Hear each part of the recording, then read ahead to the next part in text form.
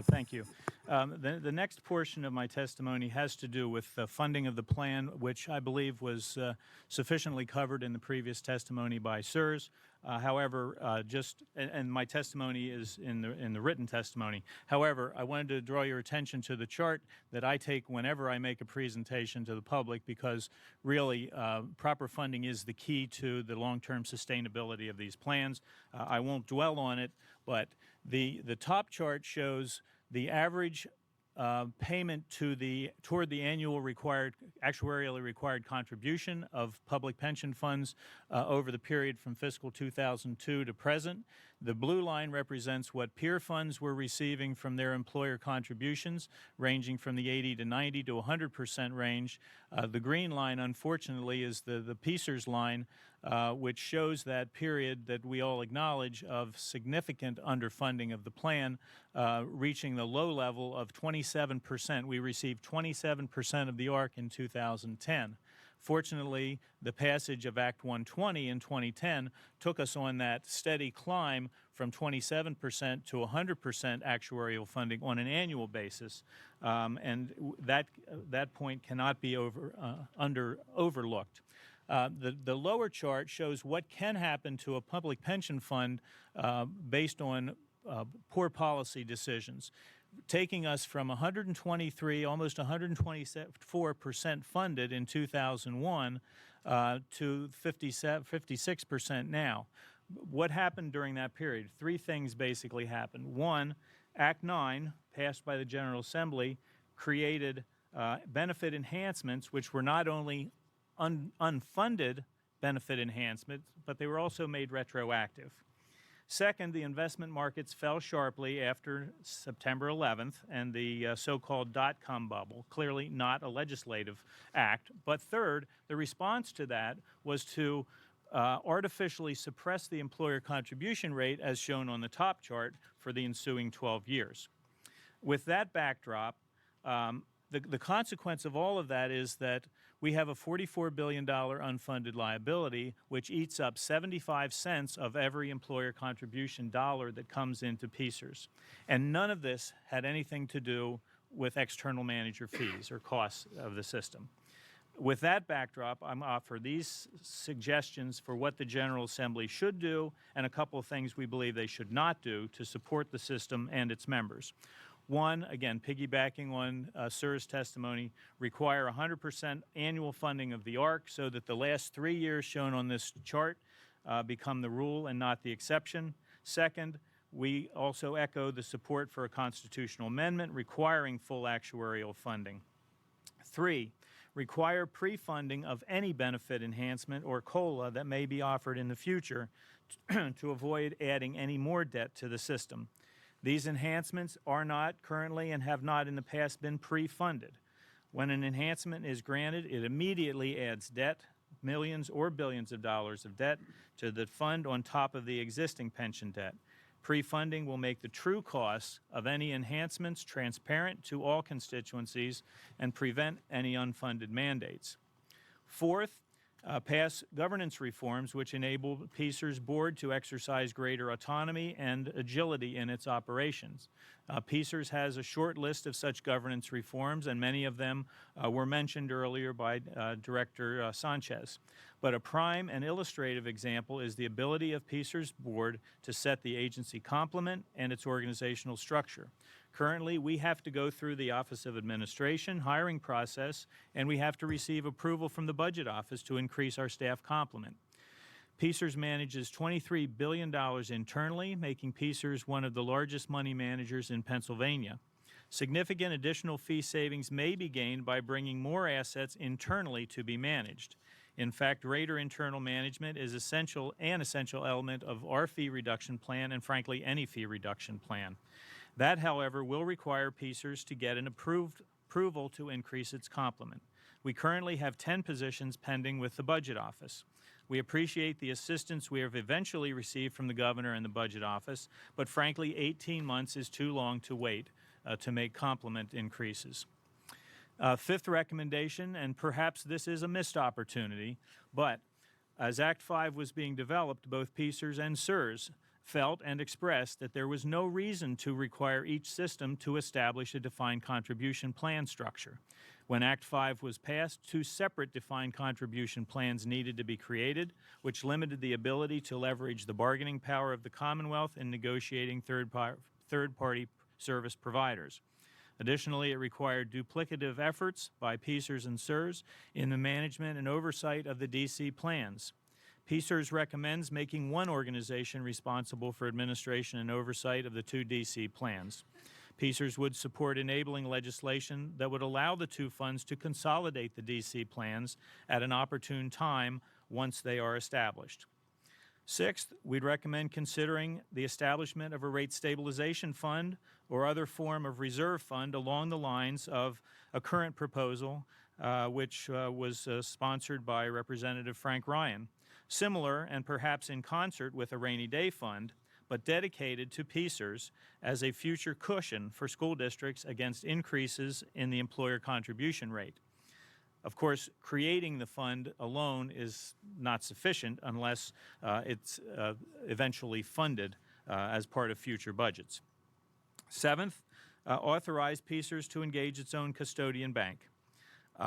It is rare today for a state treasurer to act as the statutory custodian for a public pension fund where the state's legislature has created an independent pension board, but in Pennsylvania that's the case. The treasurer, not PSERS board, has sole authority to select the custodian bank on behalf of PSERS defined benefit plan. The custodian bank client is Treasury, not PSERS. Treasury assesses PSERS approximately $2.5 million annually in fees attributable to Treasury's custodian bank contract, yet PSERS lacks any authority to require the custodian bank to meet service level standards. This situation creates not only operational risks and conflicts of interest, but also real economic costs. PSERS has encountered and continues to encounter a profusion of errors and omissions by the custodian bank. For example, we regularly see the custodian bank not crediting us with income it has received on our behalf in complete and timely manner, and then charging us fees for account overdrafts actually caused by the bank's own actions. PSERS has had to assign a number of investment professionals to overcome the custodian bank's lax quality control in order to safeguard the fund's assets. These investment professionals could have been and should have been deployed in more productive activities. Unfortunately, Treasury staff, under several previous treasurers, have been ineffectual in addressing our concerns or holding the custodian bank accountable. We recommend that PSERS board be given statutory authority to directly hire and manage our own custodian bank relationship. Finally, what not to do. Now, I ask you to remember the period prior to the mid-1990s. PSERS' universe of investment options was limited by statute. In 1994, Pennsylvania policymakers wisely chose to move PSERS away from these legal lists by statutorily providing the PSERS Board of Trustees with prudent person investment authority, broadening the board's powers to invest the fund's assets for the benefit of the system's members. As noted in this testimony, the results of empowering the board to invest in this manner have been overwhelmingly positive. Limiting the board's authority again at this time would amount to a form of unnecessary and onerous regulation that would turn the clock back toward the days of legal lists, limiting the investment returns potential of the fund. Imposing artificial caps on fee arrangements would also increase employer contributions and unnecessarily burden the taxpayers with the resulting bill. In closing, I urge you to proceed with caution. Please avoid the knee-jerk approach to legislation. Avoid the sounds good, looks good kind of reaction. Avoid legislating trendy concepts that tend to fall from favor faster than a legislative body can normally react. Be deliberative in the approach to legislative proposals, and please consult with the systems and our consultants on the merits and risks associated with such proposals. PSERS, as you know, is a large system, large and complex system, and should any future recommendations from the Commission impact investment returns or risk, including changing the asset allocation or the actuarial assumptions, there could be a significant negative impact on taxpayers and the general fund if it pushes the employer contribution rate up. This is a rapidly changing investment industry with new products and strategies emerging regularly. In fact, just this morning, as I was reading my clips, I came across news, the reports of the Fiduciary Investor Symposium, which was held recently at Stanford. And it's an interesting article. They brought in many very well-known managers to talk about new strategies in fee negotiations, fee structures, better alignment of interests, emphasis on putting more fee on performance and less on base, just the kinds of things that Jim's been talking about and that are included in our fee reduction proposal. Don't tie the hands of our trustees and the investment office to participate and lead in these kind of initiatives through legislation. Remember, just as there in the commercial sector, there are real costs associated with regulation, and with a public pension fund, those costs are reflected not in the prices to the consumer, but in this case to the employer contribution rate. Thank you for the opportunity to appear here today, and we look forward to your questions. Thank you so much, Executive Director Grell. And I just want to point out that you know this as well, possibly better than anyone. I mean, having served in the General Assembly from a time when the systems were 100% funded to the ARC, to a time when they went down to 27% and then rose back up. You know the political aspect of this, oftentimes very frustrating for members of the General Assembly also. And now you're in a position of helping manage this organization that is trying to get itself back on level ground. So I appreciate, again, your commitment. And I also appreciate the fact that, you know, the system reacting to Act 5 and talking about the steps that you have taken to try and adopt new policies and being as effective as you can. And I hope that the work of this commission is helpful in regard to your continued effort to do that. I'd mention, I guess I have two basic questions, and I ask one to Executive Director Sanchez. I'll be a little bit more blunt with it. If you were able to choose a governance board that you would report to in a different method than the way it's set up right now with appointees, how might that be? Do you think there could be a change for the positive? Well, since 3 of my board members are represented on the commission that I'm testifying, don't expect me to speak ill of my board. Having said I'd like you to be candid to the commission because we want to have positive change. Well, having said that, I mean, a 15-person board is large. It's at times it's cumbersome, but it's representative, and it, I believe, has to represent the diverse interests. It has a component that represents the employees who actually own the money that they're managing. So I think, you know, the lay members are very important on the board. The policymakers are represented through the governor's appointees, the ex officios, the members of the legislature. So in that sense, the taxpayer interest is represented. But also the employer is represented on our board. We have one elected school board member, and we have the executive director of the School Boards Association as ex officio. So I think there's a balancing impact by having those various constituencies represented on the board. And I think that diversity and that representative nature more than compensates for sometimes the cumbersome need to move a group of 15 folks. Sure. So you think the board structure is fine as is because of its representative nature. But a little bit difficult to navigate. 15 is a large board. It is. Maybe instead of 5 members representing the employee group, that could be 3. Maybe instead of 4 legislators, that could be 2. Maybe instead of 5 ex officio, that could be 3. I mean, you could reduce it, but I think you need to have that representation by both the people who own the fund, the employers who pay into the fund, and the policymakers who set the policy that governs the fund. You also brought up a point which has sort of been absent. I know that Commissioner Torbert brought it up at some point in time in a previous hearing, but of consolidation. We haven't heard a lot about it, but it's in the minds of many people that we've got two large systems here. Not every state has got two systems. As a matter of fact, few do. You talked about consolidation of the DC component, which is new. What's your thought on full consolidation? Well, I mean, we've been talking about this and working on it since that June 2015 meeting with the governor. After we stopped talking about manager fees, we started talking about what can the funds do collaboratively.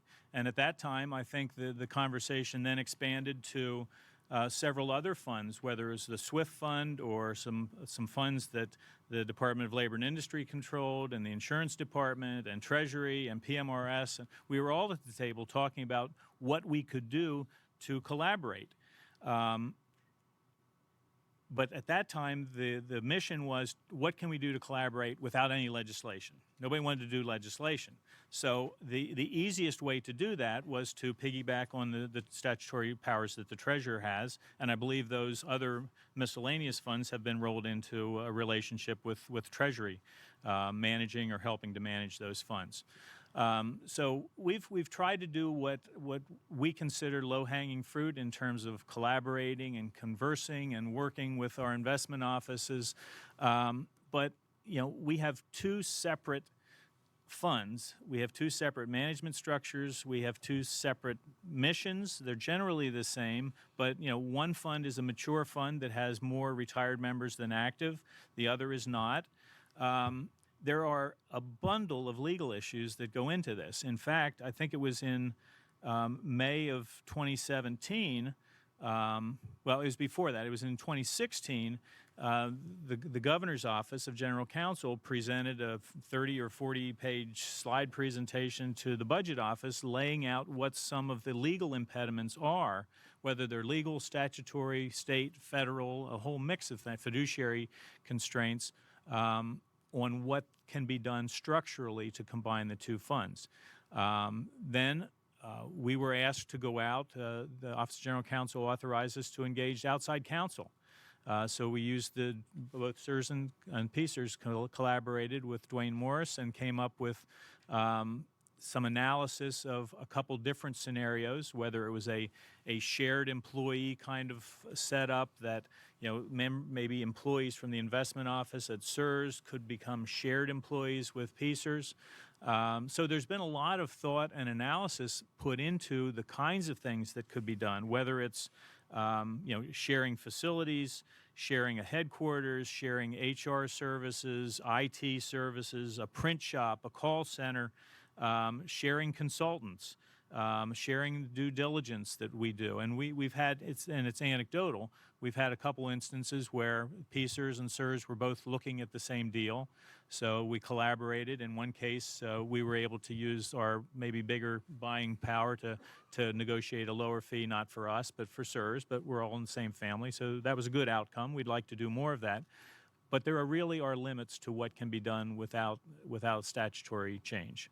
And so if that is something that the Commission is interested in, we're happy to share, to the extent that it's not attorney-client, but we're happy to share legal analysis and our thoughts and what's been done already over the past 2 or 3 years to look at how we might bring the systems closer together. So that's really important and productive, and I will like to be in touch with you as we get down the stretch. So just one last question briefly. So there is a bill within, you mentioned, not knee-jerk legislative reaction, and you know that oftentimes it can be very slow-moving, but there is a House bill, and we have Representative Miller that's with us today.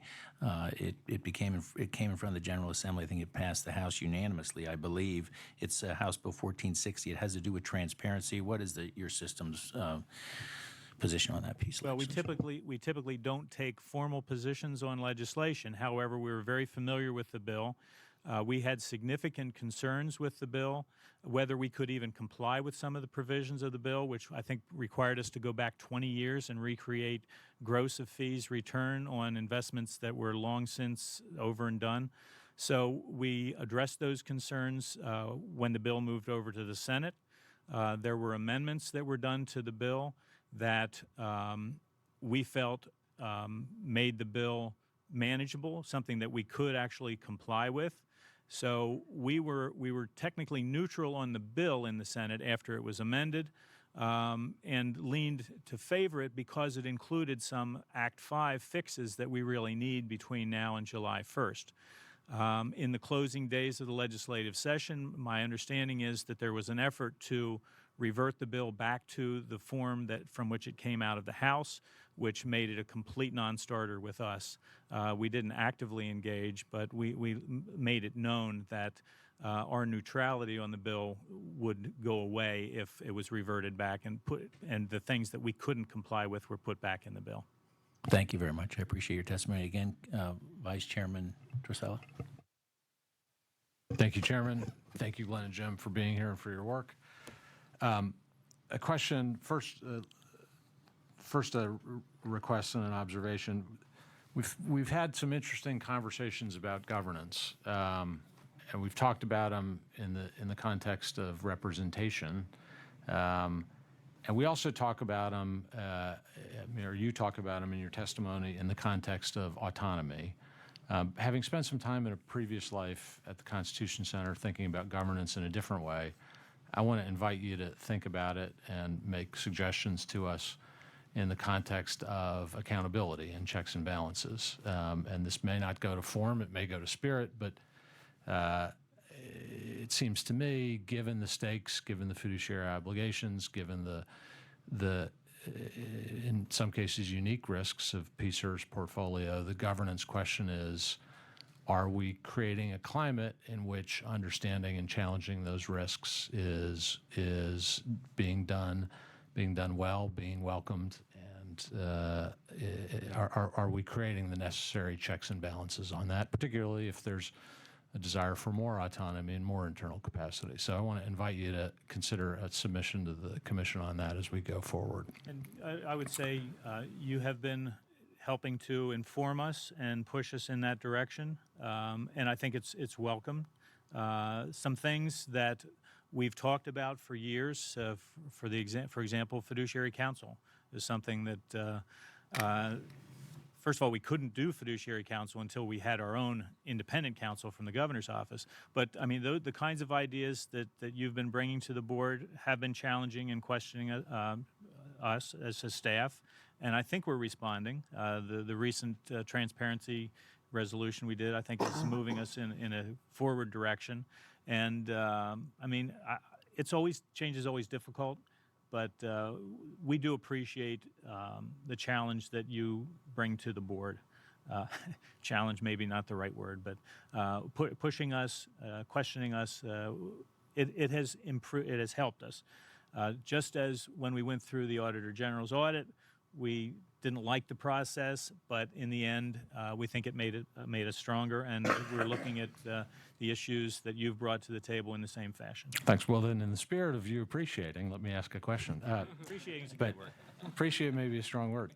But by the way, the other thing I feel compelled to say is I do think we can't, the importance of living up to the obligations we as a state make to the people who work on our behalf can't be said often enough. Whether in chart or narrative or text. So as we said in the case of SIRS and previously, the consequences of the ARC have been dire, and the importance of continuing to meet them is paramount. And I think I just learned recently that your mother's a member of PSERS? No, I'm sorry, she's a member of SIRS. Oh, sir. Oh, okay. She's a former educator, but a member of SIRS. Okay, all right. I do want to ask, though, in your testimony, you talk about, and Jim, I think this was in your section, total management fees, base fees, plus profit shares. In PSERS CAFR, yes, we list investment expenses, and we have a dash for profit share for some categories, but not for others, where we report them. And I know that derives from GASB and what's readily separable and what isn't. right. But whether we call it a fee, in your view, is carrier profit share an expense, an investment expense? You know, Put aside to whom it should be reported. it's funny that you bring that, because I had a lot of soul searching on that one. I mean, to give you sort of my background, I came up through the public market side. and not the private market side. So I spent a lot of time looking at how those fee structures are set up for private equity. So when you think about it, we are entering into a partnership where we are contractually obligated to get 80% of the profits, and the general partner, as part of the deal, is obligated gets 20% essentially of the cash flows. So I'm not 100% certain it is a fee. I mean, I would have told you 2 or 3. Not a fee, a cost, an expense. I would have thought 2 or 3 years ago. I would have probably agreed that I thought it was a fee. Today, I'm not as certain of that. As I explore that a lot closer, do I believe it's a number that should be disclosed? Yes, I do believe that. I think that is something that that is fair to say that we should be transparent with it. We should be disclosing it. Should it be included on the face of the CAFR as an investment expense? I'm not 100% positive I agree with that assessment. But I would agree that we should be disclosing it. So in the fiduciary responsibility and disclosure department, I was glad that it was disclosed at a board meeting to the fiduciaries recently. Thank you. Was that the first time that the PCERS board saw what? And again, I get private equity was different 10 years ago. Was that the first, to your knowledge, the first time the PCERS board had been saw that information? That is, to the best of my knowledge, that's the first time they've seen that information. In the aggregate, on yeah. individual deals, it's discussed. Well, The terms that show up when the deal's approved. I get. Every deal that's approved by the board, they see the terms of those. But from an actual disclosure of the dollar amounts, that's probably the first time that's been disclosed. Thanks. Okay, and I could have very well mentioned, but Glenn, you brought it up that the treasurer sits as a member of your board, and Commissioner Gallagher's got a question. He also sits and works very closely with both CSRS and PCERS as a delegate to your board operations. So, Commissioner Gallagher. Thank you, Mr. Chair. And again, thank you and the staff and the enormous lift that the entire organization, as well as CSRS organization, does every day. And thank you for providing context. I think when we talk about pensions, over the last 8 years I've worked on it, context has been missing. And understanding why the systems are suffering is mostly as a result of what were thought to be good policies at the time, but unfortunately proved to be otherwise. And so this shows that when the employer contribution rate was artificially suppressed, it starved the system, which brings me to a question. How does this funding insecurity lead to asset allocation, which leads to asset selection? And then when you're in that asset selection space, obviously there are costs associated with each type of investment vehicle. So that's my core question. But what I really want to leave you thinking about is we appreciate all the fantastic best business practices that you're incorporating, you're engaging on, you're looking for better ways. The dialogue just between Mr. Grell and the treasurer is indicative of that constructive conflict that brings about constructive change.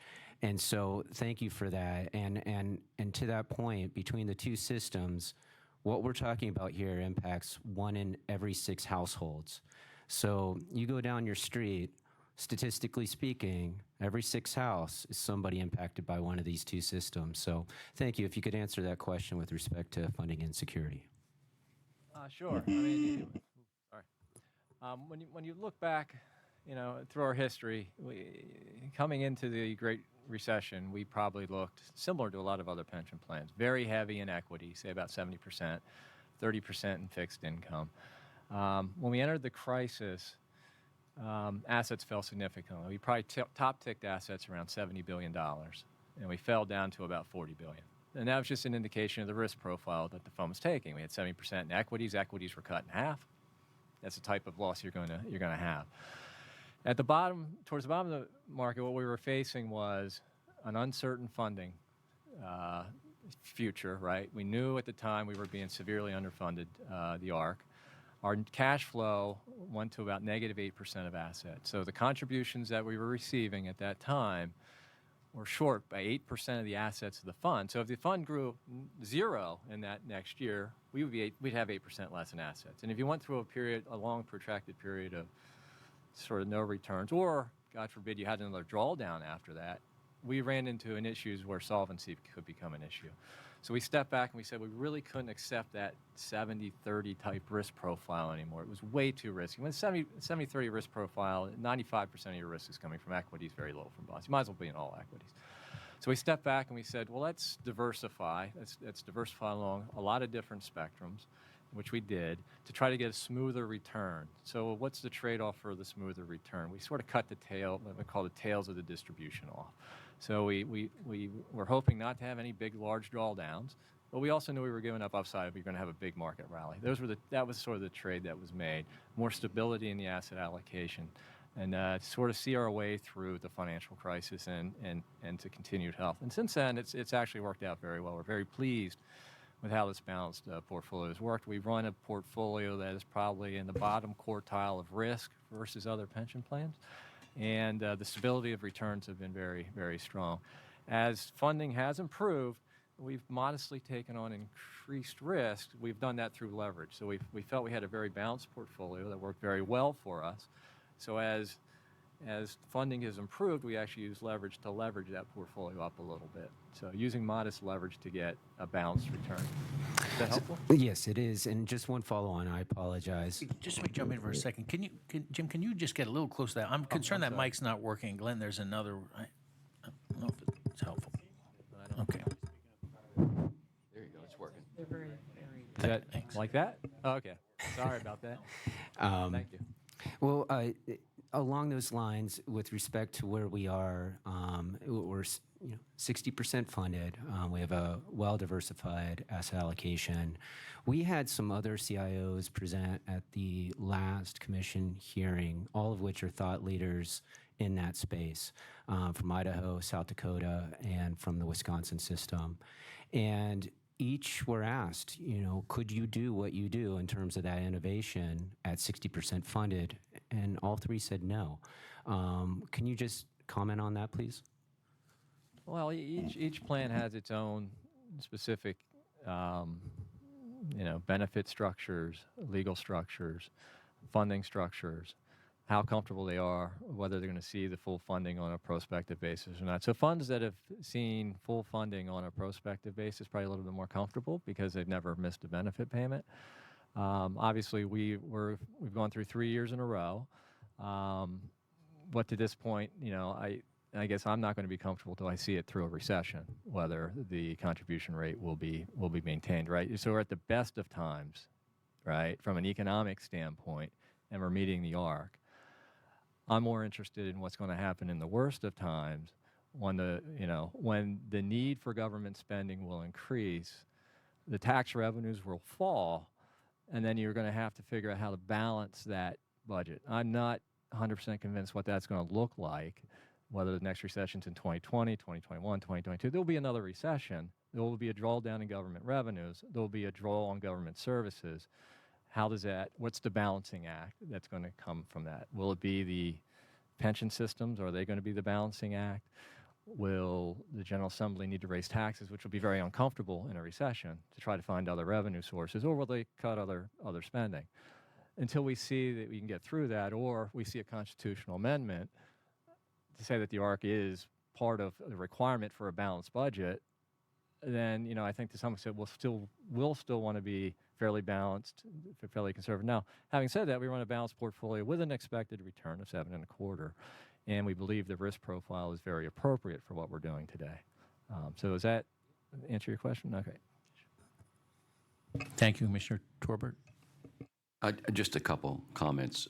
It's really gratifying to hear that PSERS and SCRS work together, and the more you all can do that, obviously the better off we're all going to be. Kind of in line with what Chairman Tobash said about asking about one board, maybe over two of them. As you mentioned, there's probably a lot of ramifications, legal ramifications to that. But in my history of being on boards, I've always found that a little bit smaller board is easier to work with than a larger board. And so I don't know if that, I'm not on your board, so you can X these guys, that's fine. But anyway, just two comments. So the other questions I have, you pretty much answered them. And by the way, my daughter's an elementary school teacher. Thank you. Commissioner Bloom? Thank you very much, Mr. Chairman. First, I wanted to thank both of you for, I guess, putting up with me. And Jim Grossman on last Friday spent 3 hours with me, and I must have been driving him crazy. He never rushed me. He was just terrific. And Glenn, thank you for inviting me to your meeting. And I don't think I think the same thing that I said to the folks at SERS about hiding fees and why I think there was an interest in trying to figure out, what ifs, okay? And, one of the great what ifs, of course, is if the ARC was paid, where would we be? The only question I really have, and because I got all my auditing, if you have anything to say about the auditing questions I asked SERS, James, you can just add that in, and if you don't, that's fine too. I think you were pretty comfortable that your valuations were good. In fact, you were pretty comfortable that SERS valuations were good. I just want to talk for a minute about liquidity. In a major downturn in the market, between private equity and venture capital and real estate, absolute return, the drawdowns that are involved, the private lending. Do you have any liquidity concerns? My calculation off a sheet that you have, I'm sorry I don't have it here, I could read it off, was about 65% of your assets at this point or possibly in illiquid vehicles. Do you have any uncomfortable level about where you are as far as that's concerned? I'm sorry I didn't ask you that on Friday. I wouldn't have had to ask you today. That's a good question. I'd look at our illiquid assets at around 45 to 50%, probably 45 is where I'd put them. When we do the asset allocation, we have Aon stress test the liquidity of the fund using fairly draconian expectations, a very deep recession without any recovery for a number of years. And we withstand that from a liquidity standpoint. So we do look at that very closely. Would I want to increase the liquidity of the fund 10, 15% from here? No, I think we're probably about where we're comfortable with.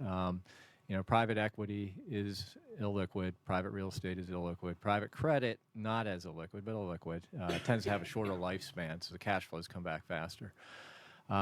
The absolute return or the hedge fund portfolio, a lot of that's fairly liquid. A lot of that I can turn around very quickly. Yeah, I didn't mention hedge funds. I know they're... Yeah, the absolute return program, that would be the hedge fund, where the hedge funds reside. Most of that is fairly liquid, that we can get money back fairly quickly. Risk parity, it's another one where people think it's illiquid. We reduced 1% of the risk parity portfolio. It took me 3 days to do it.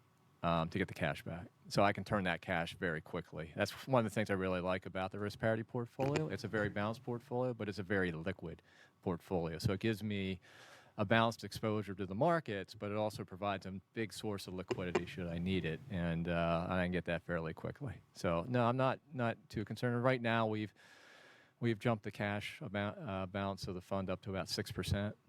We did that at the beginning of October. We sort of sold, as part of the new asset allocation that was approved by the board was to reduce risk. As part of that, we did sell a significant amount of assets as well to raise cash. Well, thank you very much. And again, I want to thank both of you for I guess putting up with me and my questions. And anything on valuations, Jim? We talked about that. I mean, I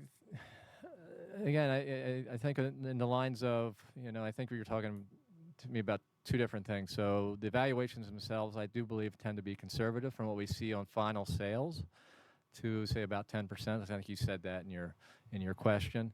Regarding the secondary sale that you were talking about with SERS, while they may get a discount trying to sell that in the secondary market, doesn't necessarily mean those assets are impaired. It just means that the buyer of those assets has a higher return expectation than may be left on the books at SERS. So those assets may have an 8 to 10% return profile going forward as their non-core positions, maybe late in life funds. A buyer may want a 20% return on those cash flows, so they're going to demand a discount to buy those. So they're not impaired from an accounting standpoint. And from an accounting standpoint, an impairment would be my cash flows from that investment I expect to be less than the value on my books, in which case you'd write them down to essentially what you expect those cash flows to be.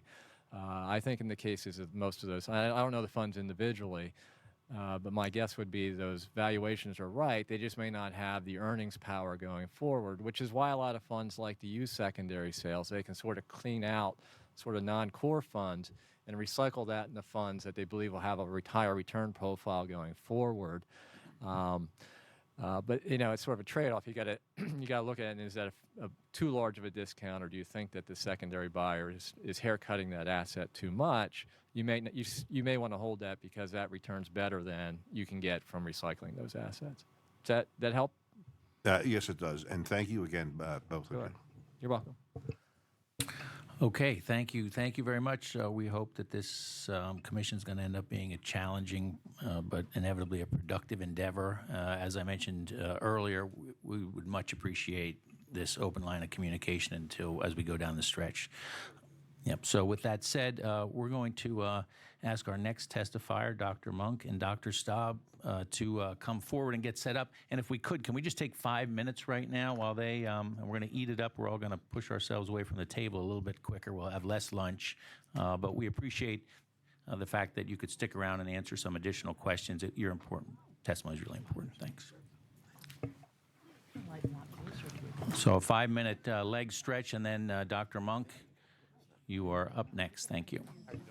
Seeing as the music has stopped, it's time for everyone to find a chair if they're still available so we can get on to the next part of our presentation. We have got Dr. Ashby Monk, who is with us and is becoming not a stranger, in fact, a friend to our organization and Harrisburg, the capital. So we appreciate you being here today, Dr. Monk, to help us as we start to wrap up testimony and your continued work to make sure that our consulting document is as great as it could be. And you are also joined by Marcel Staub. Marcel is the founding partner and CEO of Navarca, an independent consulting focused on identifying opportunities for cost saving and transparency for institutional investors, which is extremely consistent with what this commission is charged with doing. So we appreciate you being here.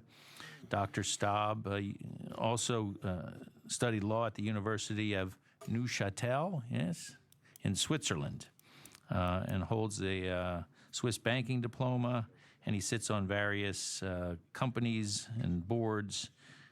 We appreciate you both being here today, and we're anxious to hear your testimony. Thank you. Thank you, Mr. Chairman, Vice Chairman, and to all the commissioners. Once again, it is a great pleasure and honor to be back here in front of you today. I admit that I'm excited about today. I think this is the day where we begin to put forward recommendations and potential solutions to solve the problem of fees and costs and finding $3 billion for the state of Pennsylvania. I think I'd first like to start by just recognizing the prior panelists.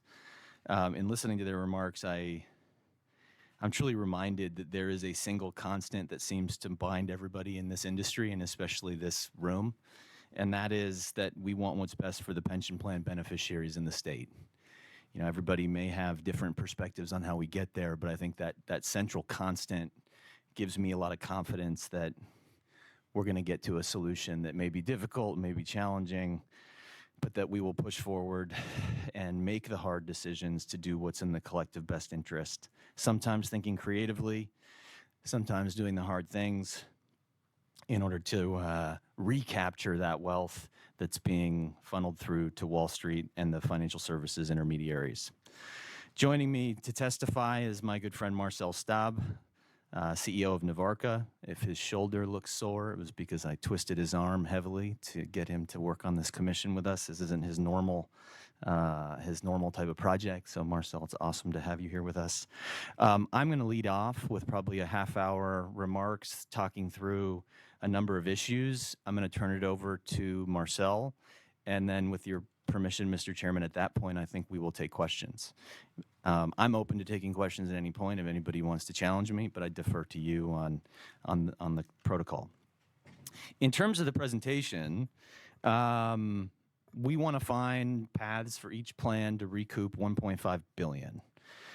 I'm going to start out in the first section talking about key drivers, what we might call in our work investment in organizational ingredients that can be integrated into the investment strategy, the operational makeup of a pension plan that we believe after 2 decades of experience and research on the topic will help PCERS and CERS cut their costs, improve their alignment of interests, and ideally, because that's what this is really about, generate higher returns.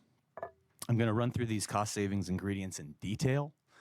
I'm going to describe them and their key considerations because each cost-saving ingredient comes with pros and cons. They come with challenges and considerations. And so I will highlight how those paths might be implemented. So it's not just what are the paths available, it is what is the path, and then what is the likelihood of their being implemented here. In this respect, and it's come up a few times already, I will spend a few slides talking about investment governance, public pension fund governance, and the requirement to have strong and oftentimes expert boards and to oversee complex and innovative investment strategies. I will also come back to a topic that was raised in the prior session just briefly to talk through some of the risk-adjusted return numbers. And then drawing on the cost-saving strategies, some of the findings from the risk-adjusted return numbers, we will make recommendations at the end of this presentation. We will offer a series of caveats and qualifiers, but we're going to make 2 recommendations to this commission on a path forward to save $1.5 billion per plan over 30 years. So if we just jump right into it and we think about this in kind of generic terms as an industry of public pension plans, and we think that, these plans that are here in the state of Pennsylvania are definitely not alone in dealing with financial intermediaries and trying to reduce the cost. We see several ingredients that can help them cut cost and improve efficiency. And the first one is innovation. So investment innovation is a way to change the supply and demand of capital by doing things that others are not. Now, I'm going to dig into this a little bit because innovation is hard, and it often goes against the very nature of public pension plans and their design. But innovation is undoubtedly a pathway to cutting costs and improving outcomes if done correctly. The second key ingredient that I'll talk about is strategy simplification. So complexity, which is increasingly pervasive in financial markets and the products being consumed by pension plans to generate return. This complexity comes with new costs and benefits. Oftentimes those benefits are uncertain, but the costs are certain, which means you can seek to remove complexity and remove fees and costs and potentially increase performance. To be clear, when you reduce complexity and you simplify, it can imply a change in exposure and different risk levels for the fund. So that's a consideration that I will mention in my remarks. The third ingredient that we're going to review is what we call cost arbitrage, where we look for similar risk factors in different markets at lower cost, or we look for new, cheaper ways to access the same risk factors, either in terms of products or assets. And then lastly, and this is where Marcel will end up taking a much deeper dive in his remarks, monitoring and revisiting relationships with managers, taking what you have in the portfolio and simply looking to get a better deal. So I'd like to just point out that this is just a framework, a simplification to allow the commission to think through what the potential ingredients are to achieve your objectives. Certain things that I'm going to be talking about include all aspects of these ingredients. You know, you put a dash of this and a dash of that in your cost-saving meal, if you will. With that in mind, let's dive into the first ingredient. Investment innovation refers to investors breaking out from the constraints that many operate under. Okay? The truth is, in this space, pension plans are conservative and often purpose-built to be efficient, which means innovation is often unheard of. Efficiency and innovation, we know in the literature, run in direct opposite directions. It's incredibly difficult to run an efficient process and then seek to innovate that process at the last minute. You're no longer running an efficient process. And so where your focus is efficiency, innovation can be challenging. Prudent person rules, which often govern these funds, strict interpretations of fiduciary duties at these plans also often push conservatism. They herd with each other. The fact that these plans also tend to have monopolies over their assets, as in they're going to have these assets and control them come what may, tends to create very odd incentives inside the organizations themselves. The pension plans are not going to go out of business. Stanford Management Company will always manage Stanford's endowment, but the people inside those organizations will change and shift over time, which again leads to incentives inside these organizations not to get fired, what we call managing career risk, because the organization itself will just persist. And that monopoly over assets and that lack of death removes also one of the big drivers of innovation. If an organization has no threat to die, then you're losing that inspiration for innovation that exists in the private sector. This is pervasive. And so when we think about innovation, we think about organizations that are trying to overcome all of that, all of those challenges.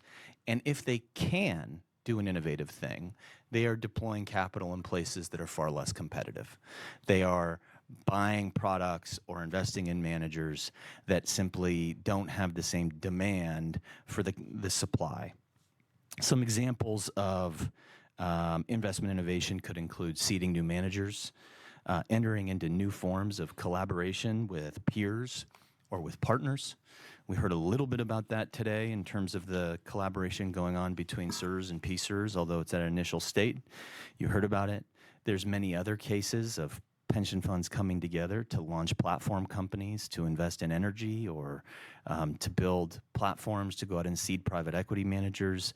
These types of innovations are becoming more and more pervasive, and they're being launched almost exclusively based on the notion of improving alignment of interests and reducing the fees and costs captured by Wall Street. You're seeing more and more pension funds using new corporate structures. So platform companies have become a buzzword. Instead of setting up with a limited partnership and a general partner, some people are just buying companies and using those companies as an extension of their internal team to go and do hydro assets around the world, airports, toll roads. Real estate operating companies have been in existence for 20, 30 years, have proven very successful. Again, completely innovative way of getting your capital out into the physical assets in the ground, but where you can do it, you can achieve better alignment of interests. And then there's also the rapid rise of new technologies, artificial intelligence, alternative data. The digitization of the built environment is providing investors that have data capabilities with all kinds of new ways of accessing and investing in products and assets. Again, highly innovative, requires an innovation culture that often doesn't exist inside a pension plan. As a quick example of how investment innovation can save money, looking at seeding, you can think of seeding managers as taking a kind of quasi-distressed manager approach. So as we know in the business, when managers are in distress, we can generally get a good deal. We look for managers that are struggling, and we go back to them and we say, hey, that fee's a little too high or that carry's a little too high. Let's reset because you're struggling and you're losing capital. The interesting thing about seeding a new manager is you're dealing with probably a wonderful manager who is distressed only because he or she is setting up a new firm. And so that distress has more to do with the stress of setting up a firm. The crazy idea of breaking out away from the general partner that had been funding them and beginning to build a new general partner. And we've seen time and time again that seeding can drive significant cost savings. Using the example at the bottom of the page here, which is probably illegible to just about everybody in the room, I show that a program of seeding, which was a non-American pension plan, so a bit more of a commercial governance arrangement than you find here, managed to go out and seed over 10 new GPs and save incredible amounts of cost. Again, incredibly innovative approach, required teams on the ground, building relationships with private equity managers, and it required a board that had the wherewithal to delegate authorities, oversee the process, manage the risks. The board was also focused not only on managing the risks of the investment portfolio, but managing the risks of the new asset management businesses. So the board was overseeing a whole new set of risks through reporting that it hadn't been monitoring before in order to make that work. That's innovation. The next ingredient is strategy simplification. I've already mentioned it. Complexity is increasingly common in pension plans today. Sometimes that complexity can offer unique risk-reward dynamics. Sometimes that complexity can lead to a financial crisis like it did in 2007, 2008. When adopting complex strategies, it's critical that pension funds, and by that I mean the boards and the staff, need to really understand the products that are being purchased. While the benefits are sometimes hard to judge, as we found out, experience tells us that, the costs are usually much more certain. So complexity can be costly and dangerous in a plan that is not properly resourced to monitor and assess the complexities being brought into the portfolio. A simpler product tends to be cheaper than the more complex strategies.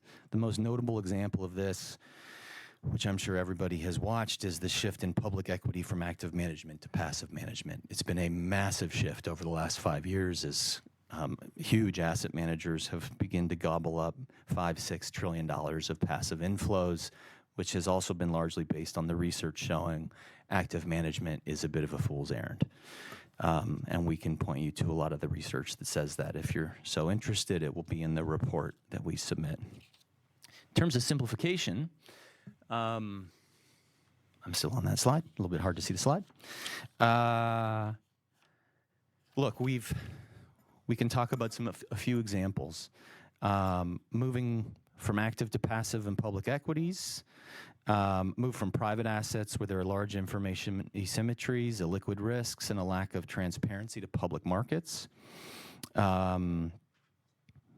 We've heard the proponents and drawbacks of investing in private markets versus public markets in previous hearings, so I don't want to necessarily spend a lot of time talking about those in pros and cons. But what I will mention are some of the considerations that need to be thought of in the process of simplifying an asset strategy, investment strategy. How will these new strategies change your risk profile? The complex strategy was, in theory, or ostensibly, complex for a reason. You have to understand what you're giving up in the process of simplification. Are the simple strategies consistent with the characteristics of the fund, the funding ratio, liquidity requirements? Note that simple strategies can, in fact, be much more volatile than, say, an absolute return strategy. And so even in a simple strategy, the board needs to be on a next level. The board has to understand that big corrections occur in markets, like the one we were experiencing over the past few days and seems to be abating today. But the last thing you want to do is have a lay board sell out of a simple strategy that is a passive replicator at the bottom of a stock market crash, just as the market is rebounding. So as you're building into a simple strategy, just be aware that there are considerations at the level of the board to ensure the board understands that as a long-term investor, there will be huge drawdowns and returns, and that is what it means to be long-term. In sum, simple strategies are simple to understand. They can ensure low-cost access to the needed risk factor, but they also sometimes require a very seasoned and thoughtful board that has a ton of experience in investing and can understand the long-term fluctuations that are just pervasive in markets. That's ingredient number 2, simplification, removing complexity to remove cost. Ingredient number 3 is what we call cost arbitrage, and there are 2 components to cost arbitrage.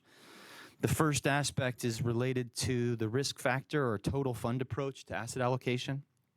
Asset class labels can often be misleading, and investors have started, rightly in my view, to base their investment portfolio construction on risk in order to figure out how much return they are generating per unit of risk, rather than simply filling buckets and focusing on products and asset classes. By taking this total portfolio approach, which was sort of a risk-based factor approach, investors avoid the pressure to buy or dispose of illiquid investments at non-preferable times. You're not just filling buckets of private equity or infrastructure or whatever. You're thinking about the underlying risks, and as a pension fund, wondering which risk you can acquire at the best cost to achieve your objectives.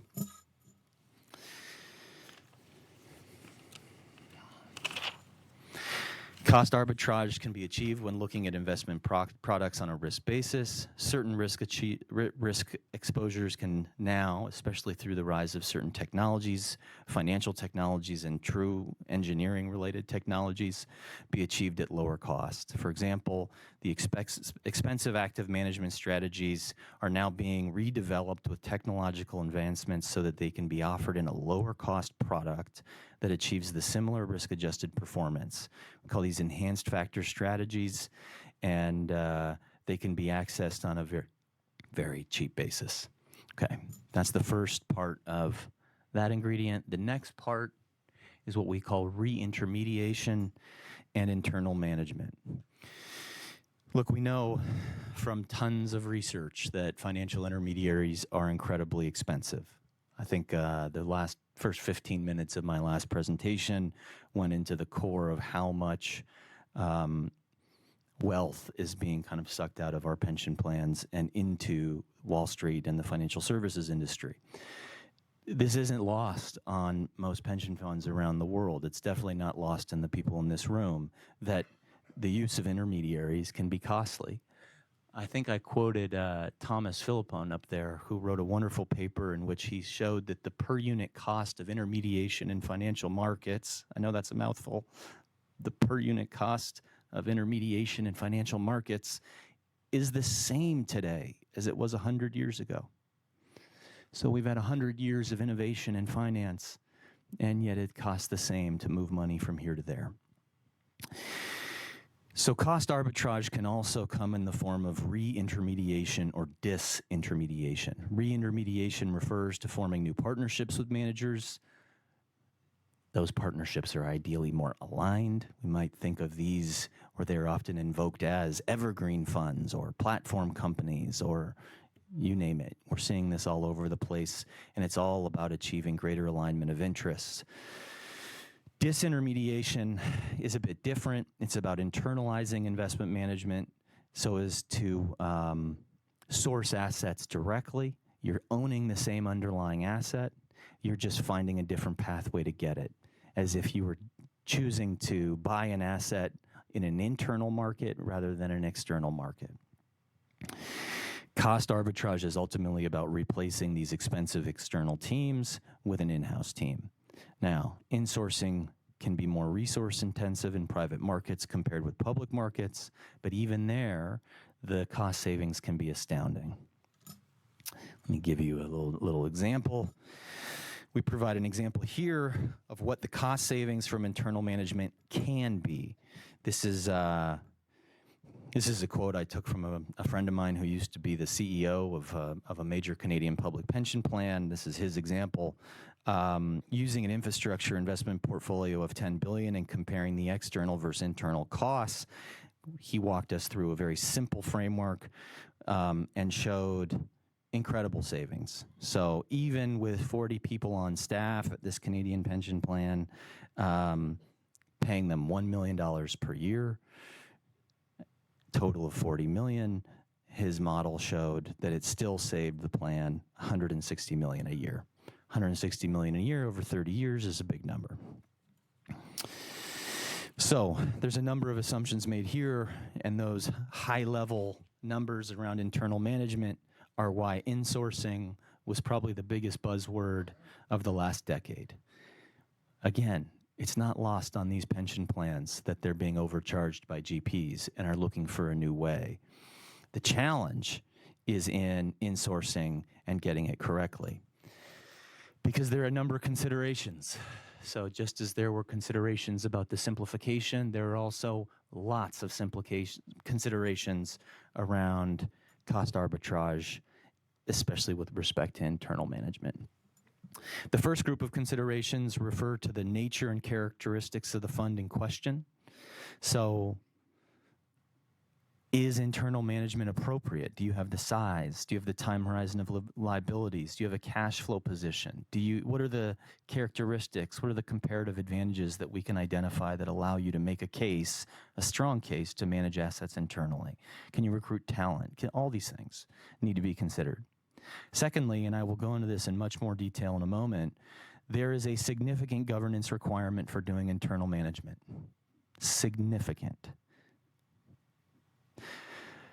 This requires a level of governance oversight that I will detail in depth after having done a research project in 2012, and I'll save that for when I get there. Monitoring and renegotiating is our final ingredient. In some ways, it is the most palatable, although it creates challenges for LPs, asset owners' pensions with their managers, because it puts them in a confrontational position at times. But the truth is, investment managers are incredibly good at negotiating you out of money that's yours. I know many investment managers, for-profit managers, that pay the money to send all their investor relations people to the negotiating courses at Harvard. How many of your pension staff have taken the negotiating course at Harvard or at Wharton? These people are trained to negotiate in incredibly smart ways. They are coming in with a set of skills that is not often replicated at the pension funds I work with. Generally speaking, public market negotiations offer more immediate rewards than private markets. It's true that a private market negotiation can have massive impacts. It's just that once you sign those LPAs, it's done. It's very hard to go back and renegotiate a limited partnership agreement. I'd also mention that getting access to data is incredibly important. In private equity, to carry out a proper monitoring function, investors should be accessing things like cash flow data of portfolio companies so that valuations and true performance, as in the value add, can be obtained. Making sure you get that cash flow data is important, and you actually have to ask for it. Most don't just provide it. But if you can get in there and you can understand it, then you can use that information in a follow-on negotiation. The value that you're adding isn't what you say it is, and I'll prove it with my cash flow data. There's a bunch more sophisticated methods today that are arriving that can help you in private markets. I'm going to leave the public market discussion to Marcel. One thing, is that the, yeah. One thing I will flag before leaving this topic is in the monitoring and renegotiation kind of ingredient, there is consolidation. Now, I admit that consolidation couldn't be seen as innovation. It could be seen as cost arbitrage. But ultimately, what you're doing by consolidating plans is giving yourself a stronger negotiating position. And so, while I don't think Marcel is going to talk about that, our belief is there could be incredible amounts of scale savings from mandates with external managers just by simply combining portfolios. It doesn't need to be entire funds, although I might encourage at least an exploration of that idea. But it definitely could include in combining, say, a private equity allocation or an absolute return allocation, just to move the state of Pennsylvania past certain breakpoints in fee negotiation contracts. Okay, those are the core ingredients. I recognize it's a simple set of ingredients. It's 4 ingredients, but it gives you a set of tools that we are operating on as your consultant to think through how we help you achieve your objectives. Not every fund should utilize every ingredient, okay? And so I'm going to talk about governance for the next 10 minutes because I think without a conversation around governance, it's come up twice already. Clearly, the commission is asking about it. Without understanding the context of the plans here and the makeup of the board and the way in which the governance structure is established, I think we can't give a strong recommendation as to which path to take. I think governance is crucial. I think it's probably the most important lever pension funds have to achieve their objectives. And in the U.S. public pension context, I'd say, in general, it is suboptimal for the time. When it was established, it may have been optimal. For the time, with the level of complexity we have in financial markets and the level of complexity we are asking staff to take in order to meet the expectations we saw on this chart over here, I don't think the governance is today fit for the job that we are asking pension plans to do. There's a tension between political and democratic interests and expertise. And as investment management has become a lot more complex, I would argue you have to have the right skills and expertise on the board to oversee the investment decisions of a fund. I understand and see this as an incredibly challenging dynamic. And the reason nobody solved it is because there are no easy solutions. Which is partly why I am thrilled at this commission, because I think you have an opportunity here to raise this to the front pages of newspapers. Sponsors have a legitimate desire and right to oversee their plans, but that representative instinct has to be balanced with the expertise needed to oversee increasing complexity. I'm going to go into this in more detail in a moment, but as you begin to adopt some of these innovative strategies that I've described, internal management, seeding, reintermediation, you need an appropriate governance budget. What we call governance budget does not refer just to the dollar amount you pay a board of directors to run. I want you to think of a governance budget as the potential resources available to an organization to manage that organization. Governance budgets are akin to risk budgets. The risk budget guides your ability to generate return. We know there is no return without risk. A governance budget guides your ability to oversee the risk being taken. They are all connected. In my work, we use governance budgets specifically to mean resources available to a board and staff in terms of knowledge, capabilities, commitment, the process, the protocols of decision-making in order to achieve your objectives. If you want to simplify it, it's resources. The reason a government's budget is important to understand stems from the fact it is critical to understand the governance when considering adding new risks or new complexities to fund new cost savings initiatives. So if we are going to go down the path of ingredients that include internalization or innovation or more complexity or even less complexity, then we need to have a governance budget that is appropriately aligned with those risks. Our research has shown that one of the most important factors driving success or failure of an institutional investor over the long run are the procedures used to nominate board members. The nomination procedures should prioritize. This is today. This isn't 40 years ago. Today, they should prioritize commercial, financial, and entrepreneurial expertise over political or stakeholder affiliations. The origins of these funds, I am aware, are political, but their theater of operations is quite clearly commercial. And so it is important to find board members that it can align with the operating environment and not just represent the plan's origin. If we want to achieve our objectives, we need to find a way to balance those two. In 2012, Professor Gordon Clark and I did a project on insourcing. That's governance consideration, that's our research, governance budget. We did a project on insourcing. The purpose of doing this project was to look at how certain plans that we were working with and studying could move assets from external managers to internal managers. We had the honor and privilege to work with the Australian Super Fund, which is today the largest super fund in the country of Australia, starting in 2012, to understand and advise them on their internalization project.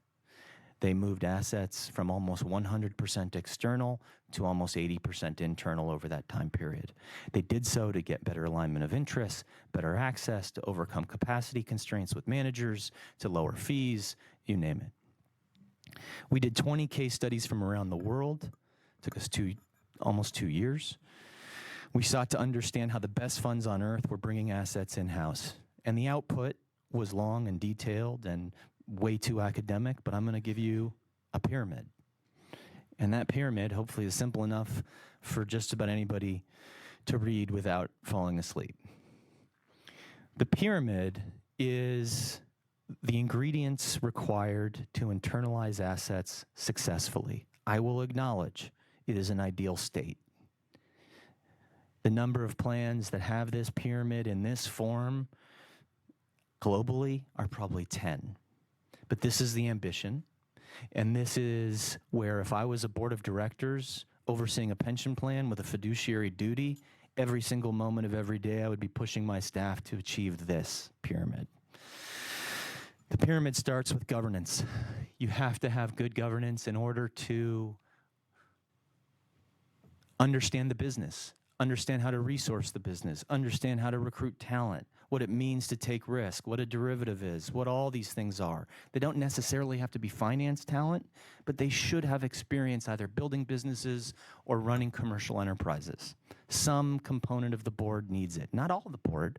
If you look in the Australian context, they usually have an administrative board and an investment committee that does all the investment decisions. And there's a subset of the board members on the investment committee with a set of experts on the investment committee. You get good governance. And now that you have good governance in place and you have a board of directors that has the power to resource the organization, they have the expertise to understand what's required, they can recruit talent. With that talent, you want to incentivize these people to take risk, because ultimately you're going to be asking them to take risk later on as they internalize assets. You build a compensation program that has a performance component. You think about recruitment and retention. You think about culture. You think about all those things. With high quality people and good governance, you can begin to build out your organizational capabilities, data, systems, legal, compliance, audit. These are the foundations of good institutional investors. You have a single source of truth database that is yours, that you can trust to understand where your portfolio is today. On top of the organizational capabilities, you can begin to power risk systems. You have a governance board, you have people, you have data, you can begin to understand risk, your portfolio, and your enterprise. Now we're starting to get true sensors around this organization to be able to monitor it and watch it move. With the risk system in place, we can now go to the team and say, take risk. We need you to have a culture of risk-taking. I know for a long time you have had the luxury of never ever being fired. Well, now we're asking you to take some risk because this is an investment business and the only way you generate return is through risk taking. So let's build that culture in the context of risk systems being powered by good data with great people and very smart oversight. Now that you have a risk-taking culture, you have to think very smartly about which assets you actually internalize. Do we bring in-house fixed income, or do we bring in infrastructure? Do we do real estate directly, or do we do indexes? Every single choice is context-specific. The Alaska Permanent Fund runs fixed income internally and does it very well. Australian Super runs infrastructure. New Zealand Super runs global tactical asset allocation. They run different things because they have different comparative advantages that they've identified. That's the smart asset allocation. It's only at this point should the board be delegating internal authority to anybody. With all this in place, this foundation of excellence, the board can begin to say to staff, here are your delegations, here are your marching orders. If you start with a delegation early on and say, we rely on staff to do these things, you're in a risk having a major failure. And we've seen those failures. We've seen people try to internalize assets and have major failures. And so with all this in place, the board can be confident that they are monitoring the mandates that are being implemented through the risk systems powered by the data, with the good compliance, with the legal oversight, all this stuff humming. Then you delegate. With the delegation, you then move into, I skipped mandate definition because we don't need to talk about how we define the mandates just yet. Communications. Now we're paying people real money internally. We are building direct programs. Some of those deals are going to absolutely go to zero. It's inevitable. Your pension plan is going to do an investment that goes to zero. Is the plan sponsor ready for that? Is the board ready for an article that says this investment we did went to zero? We missed something. We're taking risk in this business. So some of those risks work out and some don't. And so you have to be proactive with your communication externally to the world to help these organizations understand what you're doing and why you're doing it and why you're compensating in the way you do. That communication should include incredible detail on carried interest from private equity. Why? Because you're making a case for internal resourcing. How else do you make the case without incredible detail on carried interest from private equity? Last but not least, you build networks. You go out and you develop relationships. And the best institutional investors on the world today, Canada, New Zealand, elsewhere, are building proactive teams to foster these relationships, relationship teams. It's the last thing. The overseas offices that you hear about, it is literally the last layer on the pyramid. I wanted to share with you that research output because it was the product of an enormous amount of work. It's being utilized today by a number of pension plans in their insourcing planning. And it is partly how I would assess any pension plan that came to me to say, hey, we have an idea and we want to internalize asset management. I would say, how's your governance? How's your people? Tell me about your systems, your administration, your compliance. So with that in mind,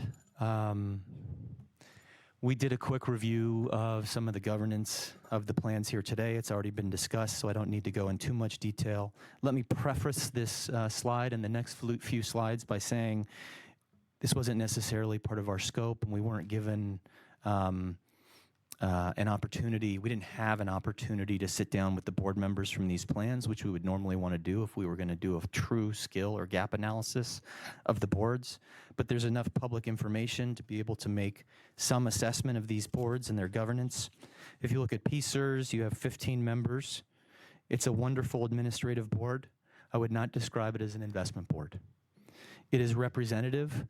There is some expertise on there, but I don't know if that is sheer luck that that expertise arrived there or if it's part of the nomination procedures to ensure it's always there.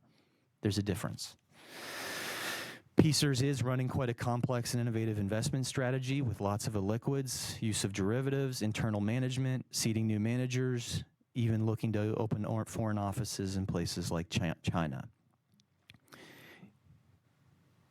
it appears to me that PSERS may need a new governance structure to oversee the current complex strategies. The current governance structure does not seem fit to oversee the current complexity of the portfolio. There's an over-reliance by the board on consultants.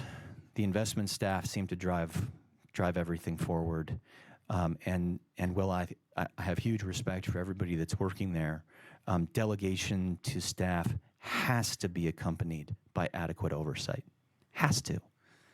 That pyramid needs its pieces in place to ensure you're not exposing the system to unknown risks. If I move on briefly to SIRS, again, this is publicly identified information. It's only an 11-member representative board, which I'd acknowledge is better, but it doesn't seem to be functioning as an investment board per se. Again, it feels more like an administrative board.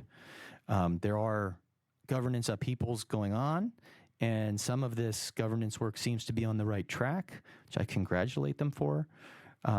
If you read the SIRS Statement of Investment Policy, we just happen to notice the following statement.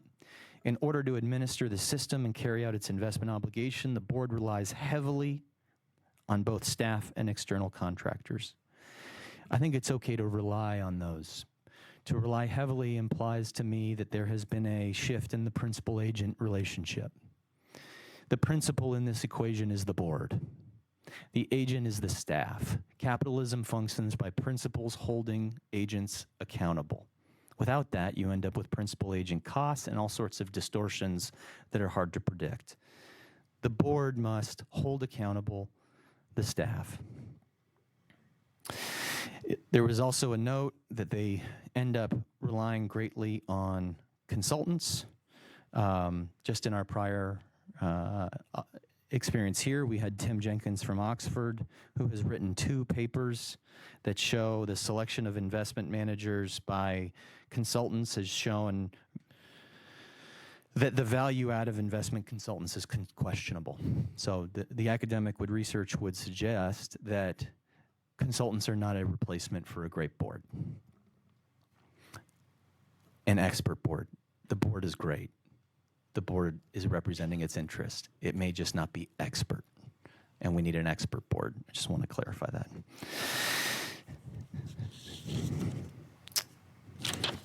Okay. So a brief comment on administrative boards versus investment boards. I think it's interesting to note that the U.S. public sector pension plans that have been able to carry out the innovative strategies like internal management successfully have a separate investment board compared with their administrative representative board. These include some of the funds that were here last time. So good job in picking the right funds to show up here. South Dakota, state of Wisconsin, and Florida State all have separate entities. And if you'll permit me a moment, I'd just like to read from each of those states' foundational laws and regulations around the plan. In South Dakota law, the members of the State Investment Council shall be qualified by training and experience in the field of investment or finance.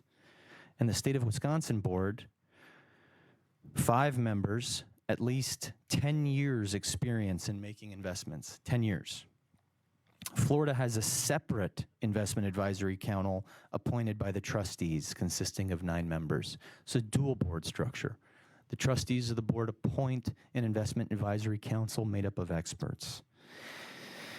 In contrast, if we look at SIRS, each member of the board will be required to obtain 8 hours of mandatory training in investment strategies, actuarial cost analysis, and retirement portfolio management on an annual basis. To me, that sounds like the definition of an administrative board. 8 hours, as much as I applaud the education efforts and always encourage pension plans to do education with their board members, 8 hours is not the same as a 10-year career in finance.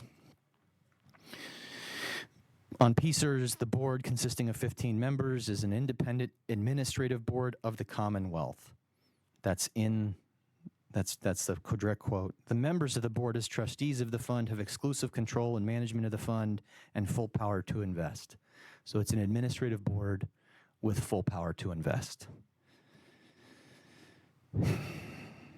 Investment boards ultimately facilitate the environment in which investment decisions are being made. This needs to be a commercial environment. They need to monitor and hold accountable the CIO. They need to maintain a non-political environment. They need to get on with the business of generating investment returns. In summary, on my governance comments, it appears the capacity, resourcing, and expertise of the respective boards of the two Pennsylvania plans is not well aligned with the complexity of the plan's portfolios. The governance budget does not seem to match the risk budget, which means the complexities and risks in the portfolio are likely, although I won't say definitely, not fully appreciated to the board, by the board. This is problematic. I understand there is a lot of reporting that goes on. 1,200 pages may be delivered to this lay board. I don't see that as best practice. You should refine those 1,200 pages into something that is digestible, that the board can understand and have strategic conversations about. A lower governance budget would be suited to lower levels of complexity and sophistication. And I think the reason we've done all this is because we think this should be taken into account when identifying cost savings. Mr. Chairman, I just wanted to ask a question. I have 3 slides on risk-adjusted returns, which we've included. Would you like me to go and do those? I realize we're already running behind, or would you like me to move to the recommendations? I think in the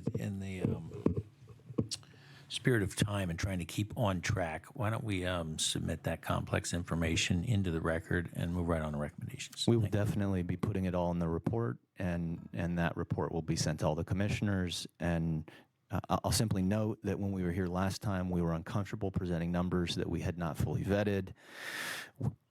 We've done the hard work. We hired an extra advisor to come in. His name is David Gores. He's this Chief Investment Officer of Strategic Frontier Management, and he is a board member of risk analytics firm Axioma.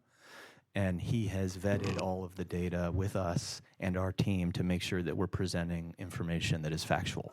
So we appreciate your deep dive and your backing up your information with outside sources, and it's going to be an important part of the final product. And I think we move on to recommendation proceeded today. Sorry, I realize that time is of the essence, and I'm sorry, Mr. Chair. And I appreciate you submitting that. And I was kind of hoping that we'd see actually the Nobel laureates' work. I think we were promised that, but that's okay. No, I'm just giving you grief.